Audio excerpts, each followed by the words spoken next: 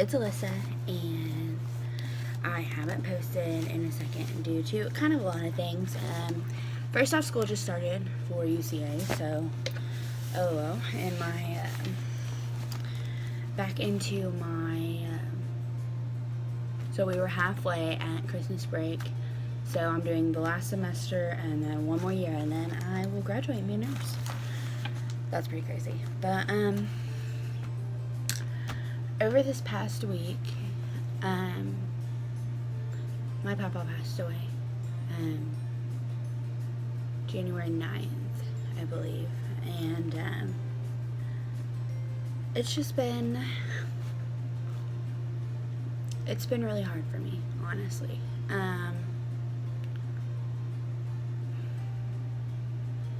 I want to do like a get ready with me. Get ready with me. It's like the middle of the night.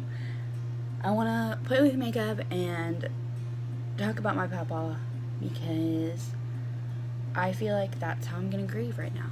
So, you know, here I am.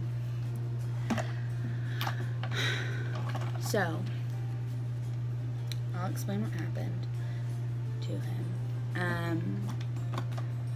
So my papa was 73, and here comes Mars. Y'all know the deal.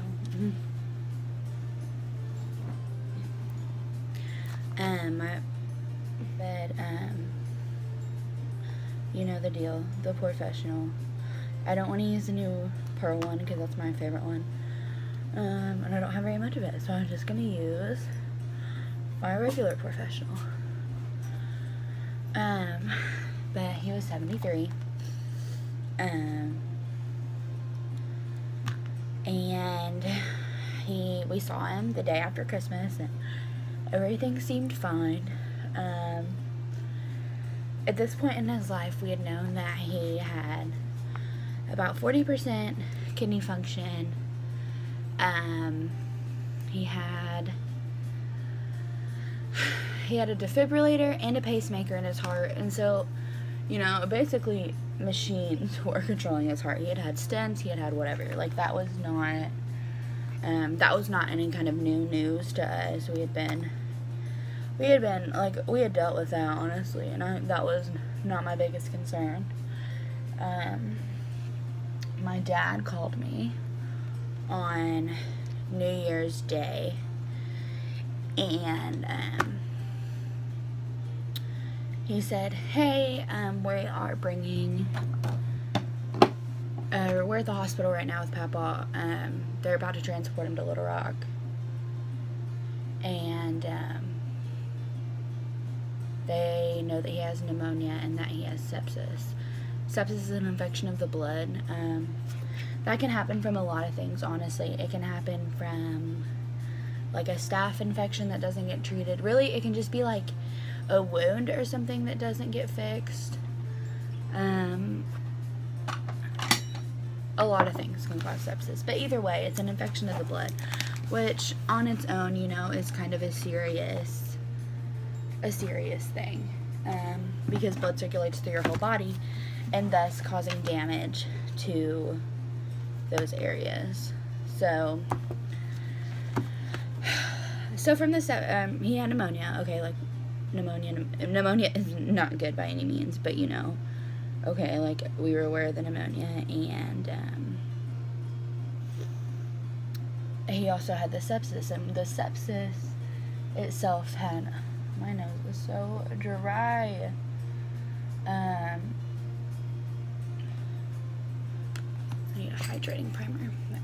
The sepsis had caused his liver and kidney to start failing. Now, his kidney was already damaged, as I had mentioned before. I wish I could tell y'all what kind of primer this is. I can't. I got it from Sephora probably like 2 years ago, and I use it very sparingly.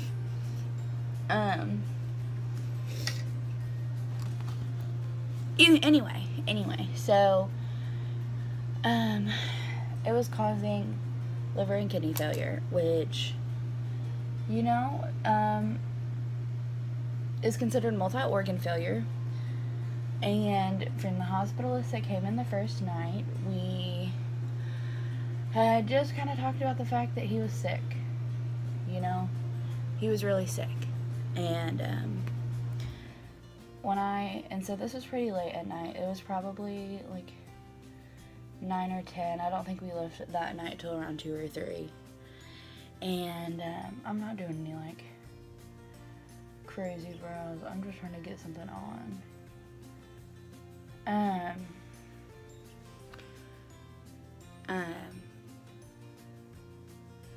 Anyway, sorry. I'm getting distracted while I'm talking. I'm just thinking. But he said, you know, like, he's pretty sick. And we were like, all right. It kind of sounded like he was going to pass soon, honestly. And it was really, really scary. When we came in, he was jaundice. That means, like, yellow. It's a liver problem that happens to a lot of babies and stuff. But his whole skin was yellow. His eyes were yellow. He wasn't very awake. He didn't really know what was going on. Pretty confused. And that had been what was happening at home that made them take him to the emergency room. But so they were like, we're gonna start pumping antibiotics. We're gonna watch his levels. We're gonna do everything that we can do. And so we were like, all right. Me and Morgan probably went home about 2 or 3 that morning, like I said. And every day for the next 8 days, we were up there, or I was up there. Morgan had to work, and we had been sharing, we still technically at this point are sharing a car, but she's getting a new car Monday. But I was up there just about every day, and every day I'd go up there at different times. Sometimes I'd go up there and sometimes I'd go up there in like the middle of the night. It'd be like 1 a.m. because I was gonna pick up Morgan soon. And so we would see each other at different times of day. Sometimes I was there when my Nana and my dad were, sometimes I wasn't. And every day I did the same thing. So I'd walk in and I'd say, hey Pappa, I just want to let you know I was here. And he'd be like, all right. And I'd always tell him that when I would leave. And every day I lotioned up his ears because they were crusty, in his face. And I would dry shampoo his hair if it needed it. The first night I needed it pretty bad, so I dry shampooed his hair that day. Or it was the next day after. But, you know, I was keeping him... Can't let my papa look a fool in here, you know? So I was keeping him looking good. And... So, every day, there were different things that would happen. So, at first, it seemed as though... Honestly, it seemed like things were going to get better. And by that, I mean every day liver and kidney levels had improved. Every day, he had started to eat, and he would eat a little bit more, and he would be awake for a longer period of time, because during this, like, his electrolytes and everything in his body were so off. He was pretty confused, and he wouldn't know where he was, like, immediately when he woke up, but normally you could just talk to him for a minute and, like, get him to realize, and then he'd be like, all right, and then he'd calm down. But so every day, like, it had been kind of the same thing, and he would sleep for a lot of the day, and then wake up, and he'd eat some of, like, his little Glucerna shake or whatever, and ask for some water. So, you know, I'd always go get him water. And but he had a big breathing mask on, and I think my brows are gonna be done. He had a big old breathing mask on, and he hated it. And I'm using my foundation, but he hated it, and he would have moments of confusion and moments of complete lucidity, and in his moments of lucidity, I mean, like was awake and was flipping me off. And if you knew my Pappa, that was a completely normal response. He messed with me my whole life, even in the hospital room, you know. And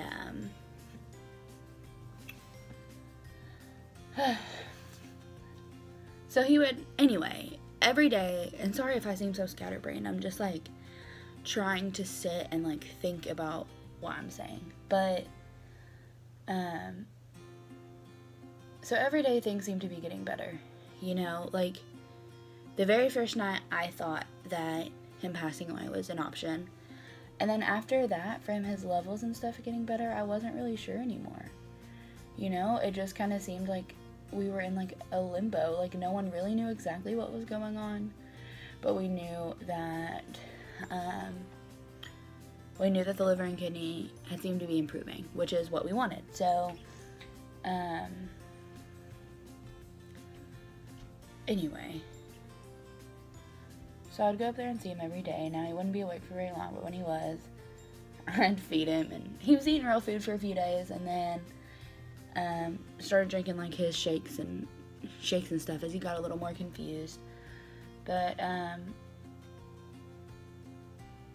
either way, was up there, and it would, like, my Nana would be up there, and then Nana would go like stay in the hotel next to the hospital and stuff, and there was always someone up there if we thought something like wasn't going to be stable or whatever, you know. Like we wouldn't leave unless we felt comfortable. And I always talked to the nurses every night, and I was like, okay, like, is this going to be the big last thing you're going to do? And they'd be like, yeah. And I'd be like, all right. Either way, there was a lot that happened over the time he was in the hospital, and I don't want to get like so completely into that as much as just talking about my life with him and my memories with him, and how much I love him and that kind of stuff. Today is Saturday, and his service will be on Wednesday. So as far as that, like, school started back, I've had a little bit of time to grieve, but not really a lot. Just because of school starting and stuff. And, you know, I feel like one of the best ways for me personally to grieve is to talk about memories and about good stuff that happened over the course of time.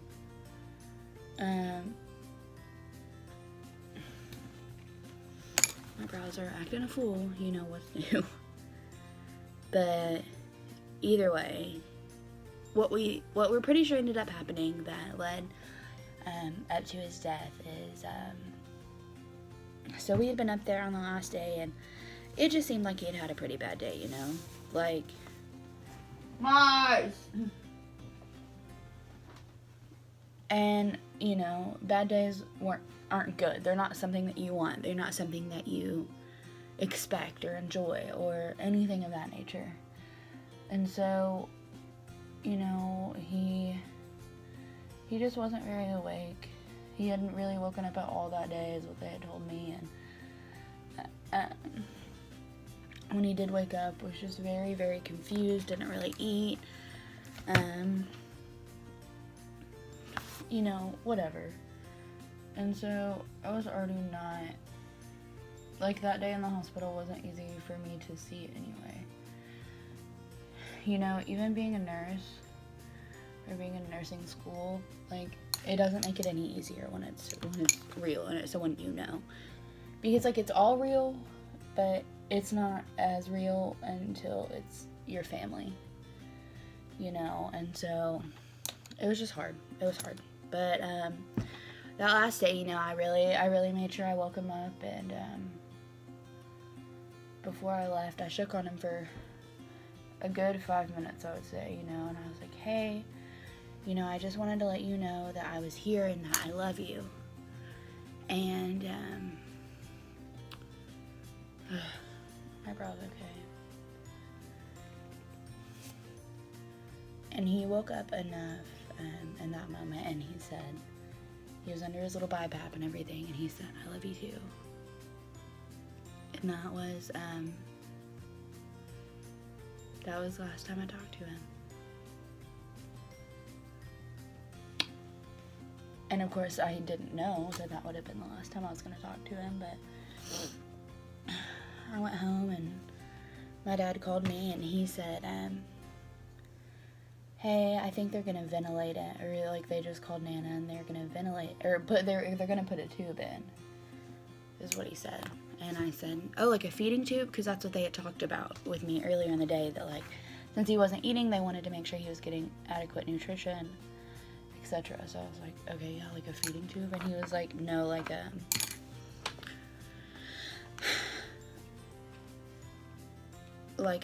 ventilator tube. And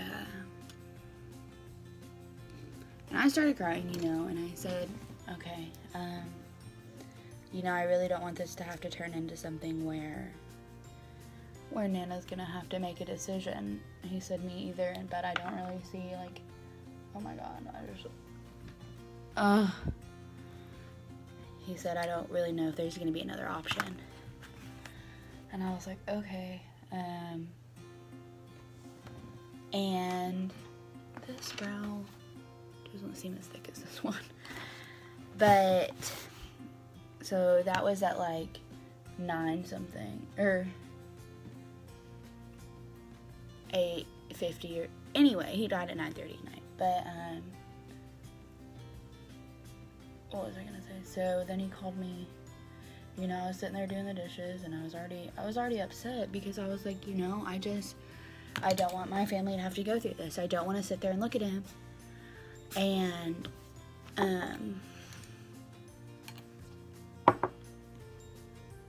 that, like, us have to sit here. You know, I don't even know if I'm gonna do whole face makeup. Like, here are my brows, and I know I put primer on, and that's kind of voice, but I think I'm just gonna do an eye look. So, spur of the moment. This is just my MAC foundation.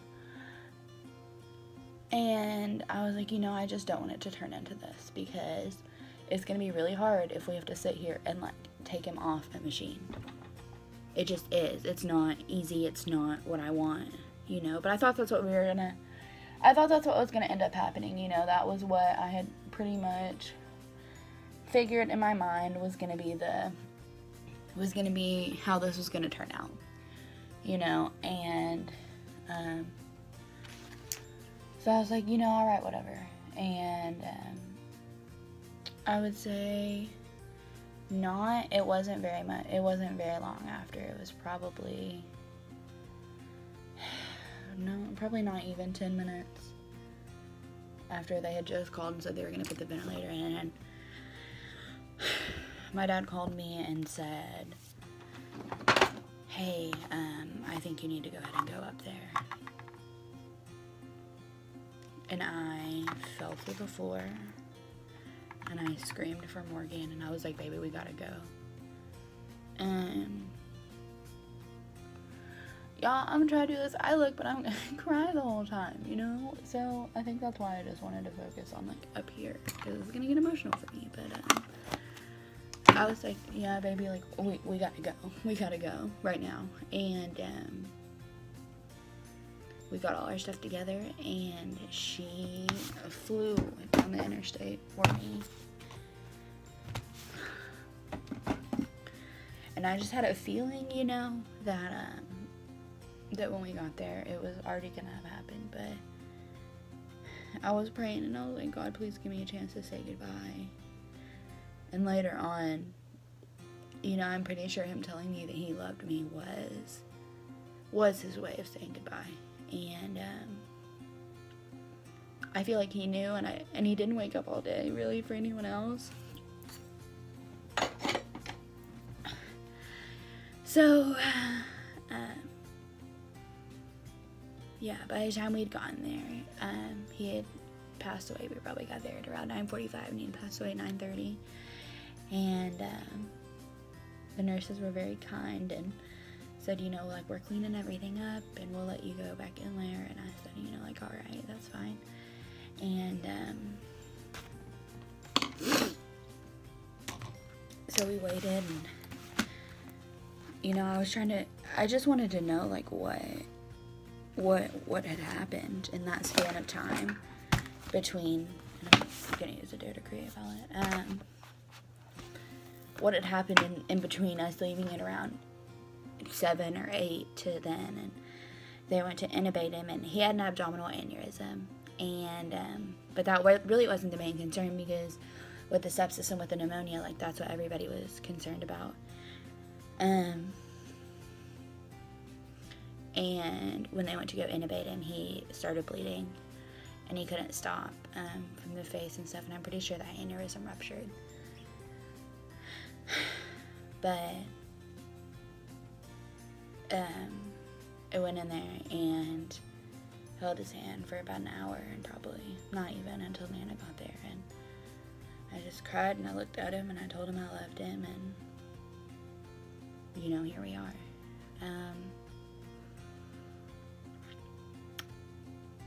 But I think I'm gonna pause for a second, because I don't know what kind of makeup I'm gonna do. But because it's already like 20 minutes long. But I'm gonna pause this and figure out what kind of eye look I'm gonna do. It's gonna be based off of, like, memories I've had with him, is what I think I want to do. But I'll see y'all back in a second. Alright, well, let's start with, we're gonna do, I know the first part of this video was kind of like super sad, I'm sorry, but I'm still trying my best to grieve, and you know, I just need to talk sometimes. And so I think I want to do like a olivey, gold-y eye color. You know, Pappa was manly man. He was a manly man, but not like in an assholey way, in like I'm just a big man and I don't do my man stuff. But democratic, very democratic, and where between him and Nana, that's where I learned a lot of my politics. I think I'm gonna use this color for my transition shade. But and he used to, I'm just gonna talk about memories as they come up, you know. But he was very democratic, and he had this shirt that was like a goldy, mustardy color, and on the pocket it said YDD, and I was like, what does that mean? And he said, it means Yellow Dog Democrat. And I said, okay. And he said, it means that if for president the options were a Republican or a yellow dog, then I would pick the dog. I said, okay, Pappa. And he taught me how to cook. We were always in the kitchen, especially because my Nana has COPD, and especially during the earlier parts, it was really hard for Nana to get around and do what she wanted to do. So Pappa was like the main caretaker, whatever. And so with my parents being divorced, I would go see Nana and Pappa a lot, because they're my dad's parents. I would spend like almost whole summers over there. Pappa was a school teacher. He would take me to school with him. He would take me to all the school dances. He would attend as like faculty, but I would get dressed up and I would dance when I was little. You know, they're just honestly, there's so many things that we did together, and we were just best pals. And what he would always tell everybody is, he was like, you know, we've been friends since she was since she was born. I would wake up early and take her outside, and her head would fit in my hand, and her feet would come right here, and we'd just sit and talk to the birds outside. And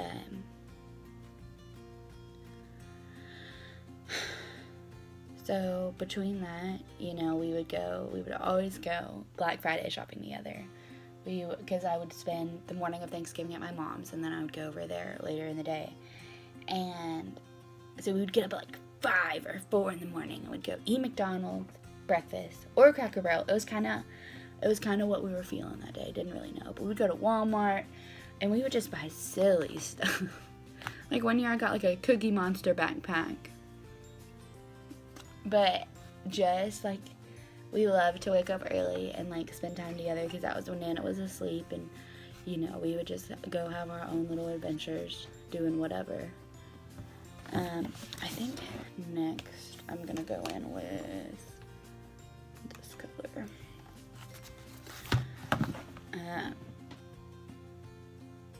So here are some funny stories as I think about them. So number 1, I'll tell you 2 of his favorite stories to tell people. So the first one would be, when I was really little, he took me to McDonald's, surprise, surprise, to eat breakfast. We loved McDonald's breakfast. Excuse me. And I used to get the same thing until the McGriddle became popular. I would get a bacon, egg, and cheese biscuit, like the meal, and a Dr. Pepper, you know, whatever. And one day, I remember it because I was hurt. Yeah, I was hurt. I got my biscuit, and I opened it, and it was broken. And I was pissed. Honestly. And I had a meltdown. And I said, "You broke my biscuit!" Pissed. You know, I was so silly as a child, honestly. But he loved to tell that story. We're doing a halo eye today, by the way. That's just what I'm feeling.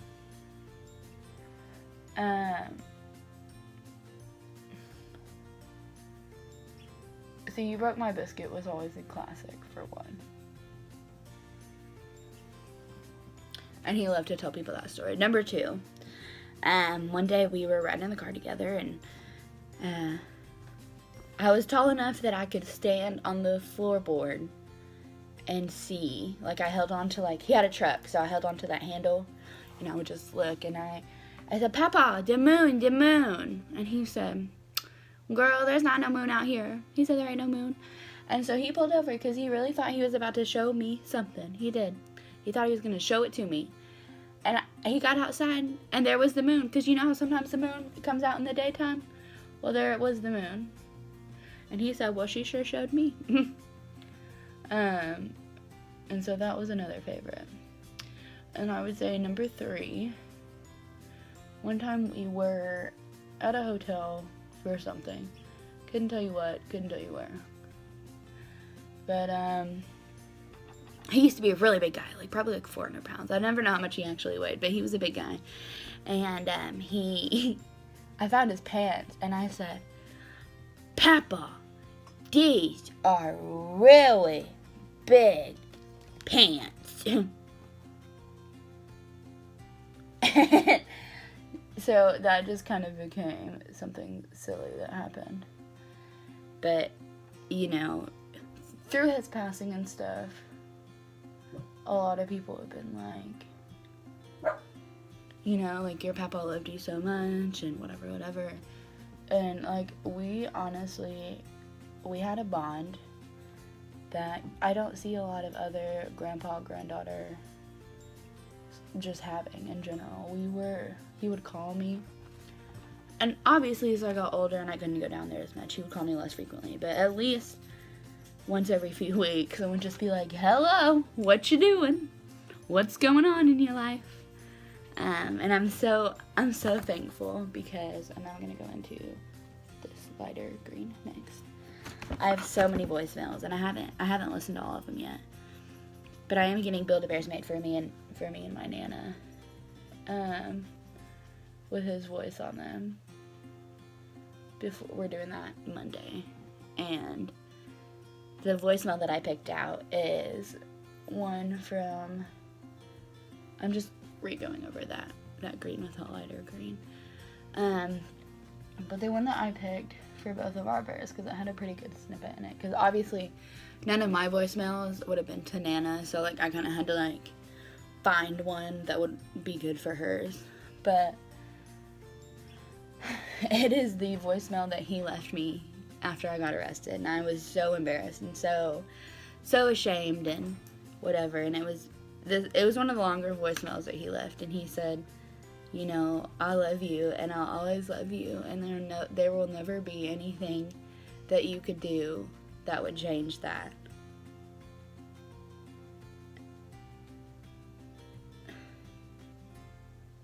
And I know there's not anything that would have changed that for him. I know there's not. And I love him. I love him so much. But I haven't gotten those yet. But that's what it's gonna say. I have it recorded on my phone, and Nana's is just gonna say like, I love you and I'll always love you. But I'm excited to have that just so I can like hear his voice too whenever I'm feeling like it. But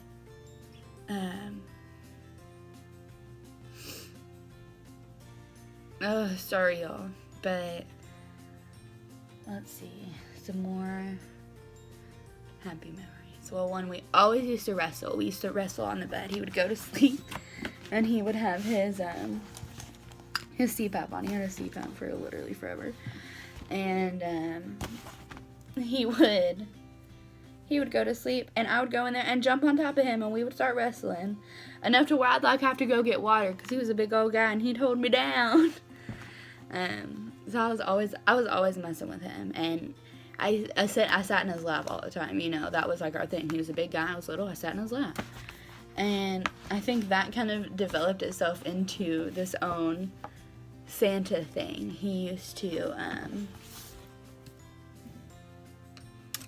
to be Santa Claus at my school, at all the neighboring schools, and when he would, I'm going to use this gold, but when he would come, I would get to get out of class for my school, not for every school, but, and I'm popping this in the middle of this gold, but he would come and I would get to be Santa's helper, like an elf for the day, and I would get to pass out candy. Mars, oh my god. And I would get to pass out candy and be like, ha ha, at all my friends who still had to go to class, and I didn't because I was Santa's helper, okay? And he would take me out to lunch at the Shack. That's where we would go eat every time. And so that was one of my favorite times of the year, is when he would come and be Santa Claus. But he was the perfect Santa Claus.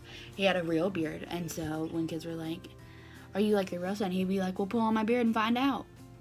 You know? And they were always amazed that his beard was real and that they could tug on it. And he was honestly just the best Santa I've ever seen. If I see Santas and they don't look like my papa, I'm like, get out of here. Like, you're not living up to the potential, honestly. So I loved him as Santa. He was the best Santa in the whole world. He had like his own Santa suit that like fit him, and he had his own gloves and his own boots. Like, this was a real thing for him. And I'm gonna go into this, and I'm gonna take this gold too. I think it's, yeah, they're definitely different shades, but I want it to be like really gold in the center.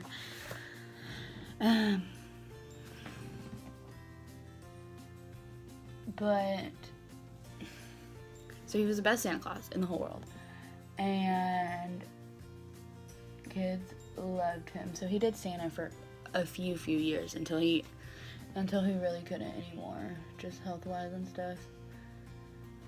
But even after that, you know, he was fine. He was chilling. It was just got hard for him to go out and do all the Santa stuff. And so, let's see. He had Santa Claus. He was just, oh my god, y'all, he was so funny. He is so funny. And even in the hospital, like, he was so mischievous all the time. Always causing trouble, always doing something. Like, that was what he was known for, was his mischievousness and his hilarity and, you know, whatever. He was honestly just like his own. He was his own special kind of human. And I'm gonna take, oh god, what are y'all doing?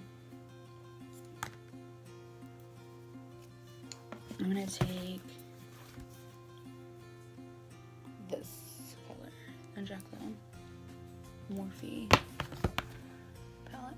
I forget how freaking pigmented these are.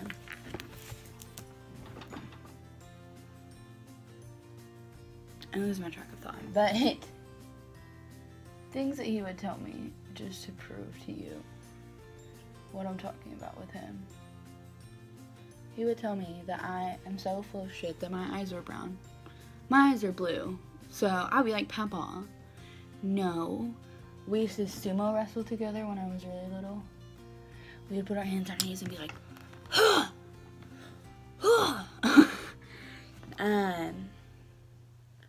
He was always being mean to me, always calling me a little shit, a little turd bucket, you know, whatever. We always went back and forth, and we were always flipping each other off. I remember when I was little, I was like, he was like, put that up. I was like, no. He was like, you're giving me the bird. I was like, and so he would do things like push up his glasses like this,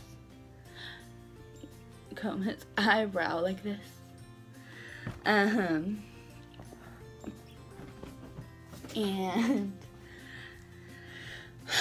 he was honestly, you know, I really don't know how I'm going to do the rest of my life without him. Honestly, I don't. And I'm going with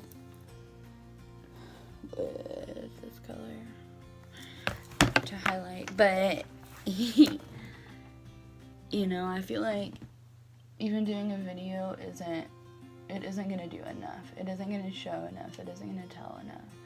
The pictures we have are never going to explain the bond that we had, and they're never going to show it for as amazing as it was.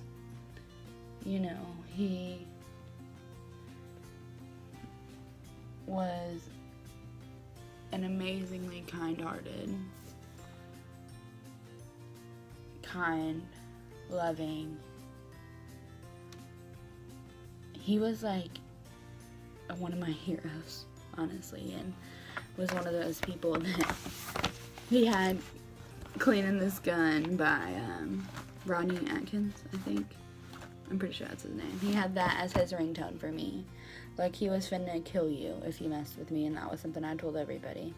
You know, people I dated, I said, you know, don't mess with me, or you're gonna get my Pappa on you, and that is not something that you want. And, you know, so that, I'm gonna go a little bit more gold. Y'all know I'm flashy.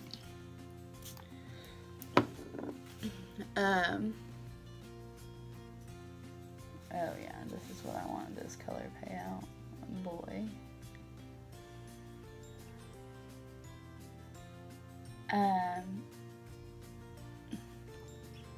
And he was always, me and Nana were his two favorite girls.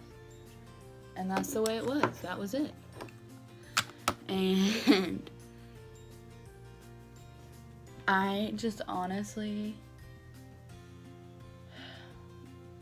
nothing I ever do is ever going to be good enough to explain how amazing and how blessed I was to have him in my life for 20 years, and how drastically different my life is about to be now that he isn't here. His birthday was on June 12th and mine's on June 13th, and he would always, without a doubt, always call me. He'd call me like 6 in the morning, something ridiculously early, and would sing me happy birthday. And so I would call him at midnight on his birthday, and I would sing him happy birthday. And we, like, our birthdays were always together, and he would always be like, well, my birthday is before yours. And you know, I'm so thankful that we got to have this past Christmas with him, but this birthday is gonna be hard for me. I mean, it just is. And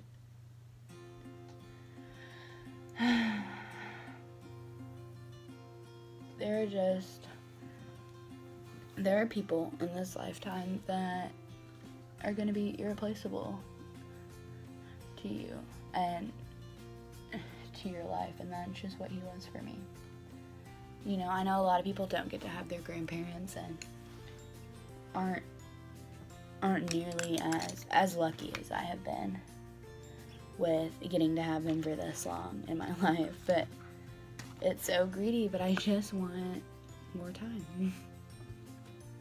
I do. You know, the day I'm going back in with that darker green color to smoke out underneath my eye.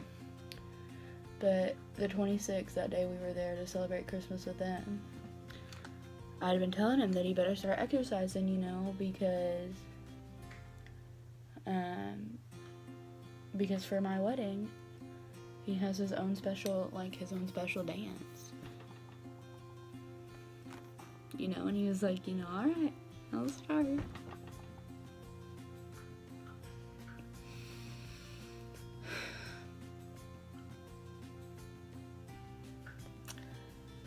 And on that same day was also the day that he, you know, it was basically just about as soon as we walked in, too. He called Morgan over it. He said, you know, it would tickle me to death if you called me Pappa. And she said, I'd never had a Pappa before. And so, you know, like, that's enough to just also tear my heart and my life into shreds, you know, that, because for us getting engaged wise, he was one of the people that I would want to approve, obviously, and him asking that was enough for me.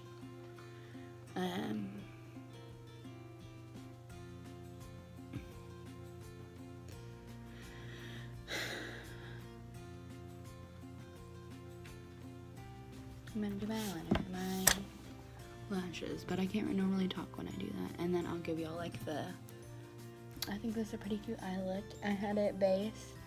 If I had to explain where this eye look came from, for me, he lived way out in the country, so it's like the browns, the greens, the nature outside, because that out where he lives is where I learned to drive. It's where I learned to drive, but my first mode of transportation was a lawnmower, like a driving lawnmower, and he had a big tractor, and we always used to ride around on that. And so, you know, that's where I'm at. That's what I'm feeling. That was the inspo for this eye look. This needs to be blended just a little bit more. But I still want to take some green.